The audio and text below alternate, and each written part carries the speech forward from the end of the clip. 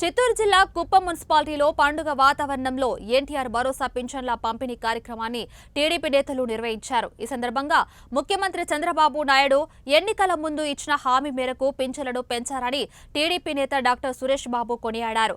అనంతరం సీఎం చంద్రబాబు చిత్రపటానికి పాలాభిషేకం చేశారు.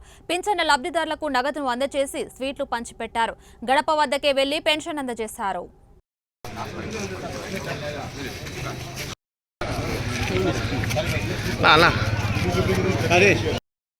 నియోజకవర్గ ప్రజలకు నమస్కారాలు. అదేవిధంగా ఈరోజు పెన్షన్ తీసుకుంటున్నటువంటి అవ్వాతాతలకైతేనేమి, వికలాంగులకైతేనేమి, విడోలకైతేనేమి, అదేవిధంగా హెల్త్ బాగలేకుండా ఇంట్లో ఉన్న వారికి అయితేనేమి చంద్రబాబు నాయుడు ఏ విధంగా ప్రకటించారో అదేవిధంగా చంద్రబాబు నాయుడు గారు, పవన్ కళ్యాణ్ గారు కలిసి చెప్పిన విధంగా ప్రతి ఒక్కరికి కూడా 7,000 రూపాయలు అంటే 3 నెలలు కలిపి ఇస్తున్నటువంటి కార్యక్రమాన్ని ఎంతో ఘనంగా ప్రారంభించడం జరిగింది. ఇప్పుడు కుప్పంలో మన కుప్పం కొత్తపేట కూర్మాయపురం మరి ఇందిరా కాలనీ అందరూ కలిసి కుప్పం కొత్తపేట ప్రజలందరూ కలిసి ఎంతో ప్రతిష్టాత్మకంగా తీసుకొని చంద్రబాబు నాయుడు గారి నాయకత్వం ఎలా ఉంటుంది అని చూపించే విధంగా ఈరోజు చేయడం జరిగింది.